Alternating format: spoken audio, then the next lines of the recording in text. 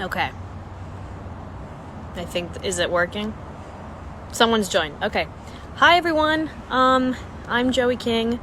I am doing an Instagram Live today, and I will be joined momentarily by mental health expert Nancy Lublin, who's with Crisis Text Line.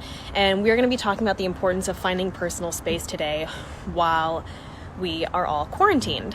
I have a special friend with me here, my little baby angel. So she is not supposed to be on my lap, but she was barking at me, and that would be really annoying. So I decided to indulge. Okay, I'm looking for my girl Nancy. She's supposed to be on the Netflix account. But regardless, how's ever? Oh, here we go. Oh no, why is it saying unable to join? You guys, I knew some kind of connection problem would happen, so just give me a moment. Oh, here we go. Okay, add.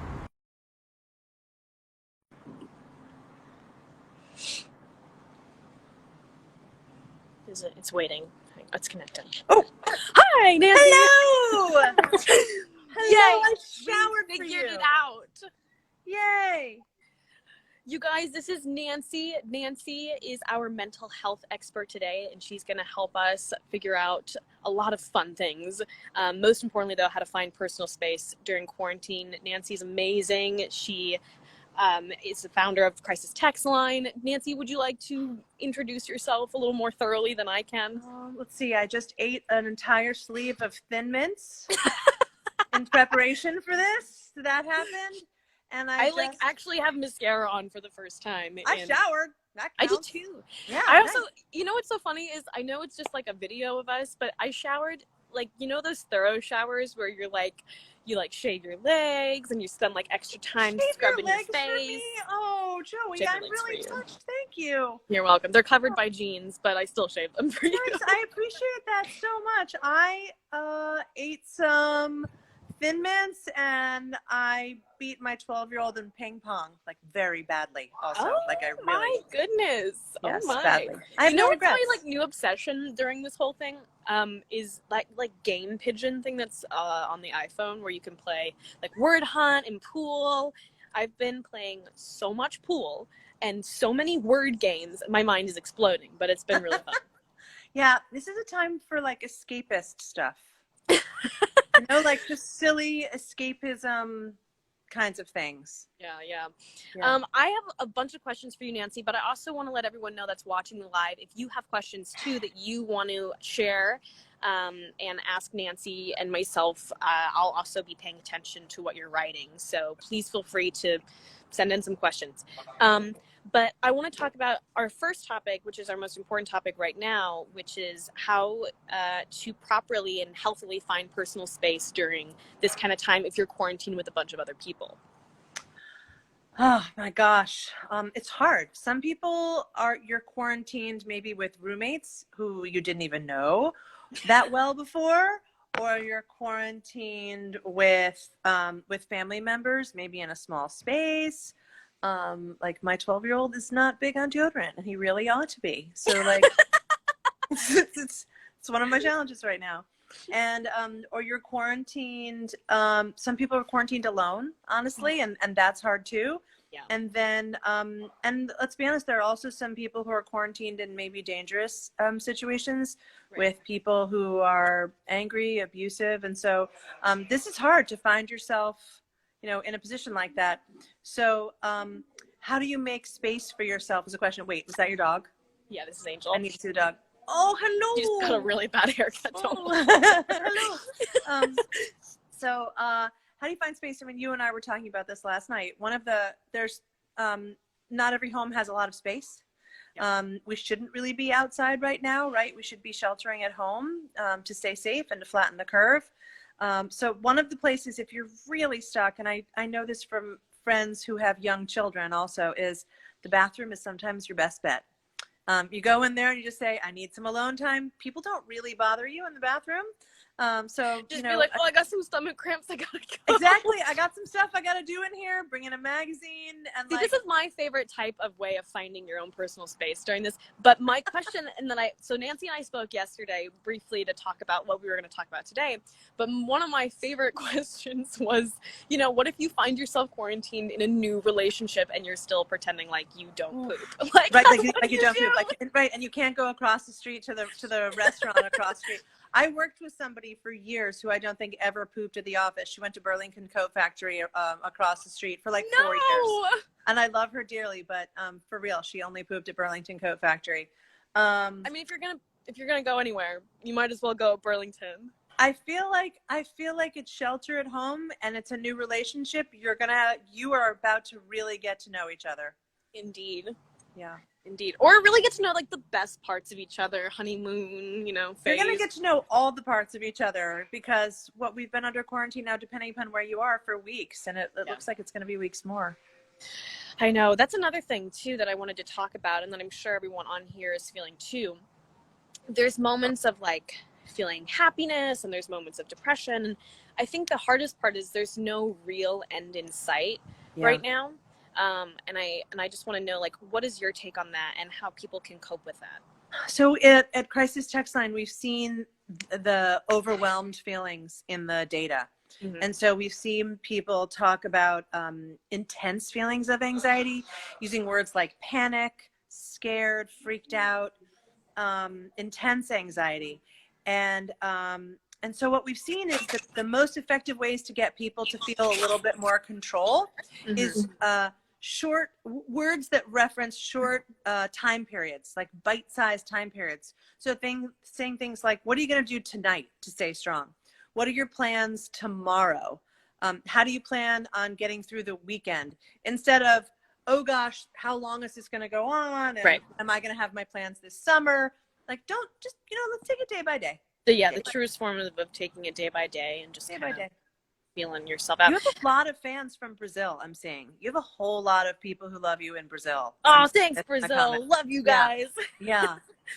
One thing that I've also seen a lot is where is the line drawn between self-care and self-sabotage? Because for me, I feel like a lot of people and a lot of I am huge meme fan. Memes are my life. But one thing I've seen a lot of in like meme culture is like, oh, I like, a whole sleeve of Thin Mints and that's self-care. And then I also just like watched 16 hours of YouTube videos, like those kinds of things where people are like, but that's self-care, which it really can be. But I also know that there's certain things as that kind of behavior that is a pattern of depression. And sometimes it's hard for me to distinguish for myself. And also I'm sure other people, like, what is that line between self-sabotage and actual self-care? I think that's a great question. Sometimes we use the term self-care to just cover anything we really want to do. Mm-hmm. Anything like a sleeve of Thin Mints, like anything we want to do just is like, well, but that's my self-care because I want to do it and I like it. I think what you have to consider is this healthy or not? Is this good for me or not? Yeah. So sometimes there are things that feel good, like it would feel good for me to eat the entire box of Thin Mints. But that might not be the most healthy decision. Right. So I think you need to find that line. We are seeing interesting patterns in self-care and how people are getting through this pandemic and the quarantines. So we've seen that. Well, we've seen, for example, on self-care, we've seen 3 of the things that people are turning to is they're turning to family, and mom is outpacing dad 2-1. Everybody wants their mommies right now. Yeah, I want to hear about the data that you're finding at Crisis Text Line. And for anyone that's joining us again, this is Nancy. She is with Crisis Text Line. She's a mental health expert, and we're talking about quarantine. So in case you're not caught up, but go ahead. Angel, stop barking. Oh, but Angel, your bark is super cute. Angel, come here. Oh. Let's see Angel. Oh, God. Come on, give your fans what they want. Oh, okay. Angel's really adorable. And so it's no surprise. Cute. Everybody wants their pets right now. Hi, Angel. Is Angel a Yorkie? Angel's a teacup Yorkie. A teacup Yorkie. Hi. Oh, thank you. My sister's here. My sister's popping in to grab Angel from me. Come no, here. Don't take Angel. Don't take Angel. Don't take Angel. Please. This is Hunter, everybody. Hi. No, go ahead, take her. Okay, so sorry, Nancy. The data but crisis pets, text line. pets are one of the things that people really, that's helping them feel strong right now, pets. So what we're seeing is family, friends, and pets. And on family, it's see, crisis text line account is saying, we love pets, love you, Angel. So on family, moms are outpacing dads 2-1. Friends, and then on pets, dogs are outpacing the cats. Well, because they're just so cuddly. I love my They are. cat. There are not that many cuddly cats. No, there's not a ton of cuddly cats. I love cats though. I'm very allergic to cats, so that's me too. Oh my gosh, me too. It's so sad. Me too. But I collect Hello Kitty. You do? I'm obsessed with Hello Kitty. That is so. Fun fact: I have a friend of mine gave me a Hello Kitty barf bag from an airline trip they took like a few months ago. And I do not have that in my collection. So, winning. There's another thing that I feel like a lot of people are facing right now, and, I'm sure a lot of people on this live can really relate, is this time of quarantine and just being stuck inside. It's really hard if you have, an eating disorder or an alcohol problem or a drug abuse problem. Like, this is the time where it, will be heightened. And so what steps can you take to help take care of yourself? It's a great point. It's a great point. The stuff that was hard before is even more hard now, because some of those routines that you had before, like an AA meeting or going to school for consistency or any kind of routine, it's kind of all disrupted now. Yeah. So replacing those routines with new routines can be helpful, adding some structure for people who have situations like that. There's also a whole bunch of online resources. For example, AA now has online Alcoholics Anonymous meetings that you can join. So that's fantastic. And we've got your back at Crisis Text Line. So in the US, the UK, Canada, and Ireland, you can text us 24/7. If you go to crisistextline.org. So in the United States, for example, you can text 741-741. And you'll be connected with a crisis counselor on the other side, trained crisis counselor who will help you cope and help you remind you how strong you are. For sure. That's so wonderful too. And I also, for me, I know that I am definitely struggling with my eating habits during this whole thing. I've made several quips and jokes about how my jeans aren't fitting me anymore, but I'm actually being super for real. For me, I'm also kind of I'm okay with that, because I know that the whole world is kind of dealing with this craziness right now, and it's not just me. I'm not alone. So if I'm indulging a little bit more bread than normal, who gives a crap? Who cares? Yep. So for me, every day, and I'm sure for everyone else too, it's kind of this mental battle of oh, but I'm gaining weight, but I'm, and that's okay. And also just letting yourself kind of just live and kind of get through this however you see fit is also, it's okay. I think that's right. It's okay not to be okay right now. It's okay to, it's okay if you don't come out of this pandemic and quarantine being fluent in Mandarin and knowing how to play guitar with your eyes closed. It's okay. I know there are a whole bunch of people who are oh, I'm going to learn how to sew. I'm going to make. I don't know how to sew. I'd love to learn how to sew. Yeah, there's a whole bunch of people who think they're going to develop entirely new expertise during this. Right. All right, kudos if that's how you roll. But it's also fine to come out with the COVID-19 being 19 pounds, and if that's what's keeping you feeling strong, as long as you're healthy, right, and you're not at risk to yourself or anybody else, I think that's right. Did we freeze by chance? Oh, you just froze. You look very cute, but you froze. Oh, thank you. I see, I can't see you very well, and also no new comments are popping up, but as long as everyone else can see okay, that's fine. I hope so. Oh, I'm seeing that I got some funky hair going on. I'm gonna press this reload button. I don't know if that's gonna do anything.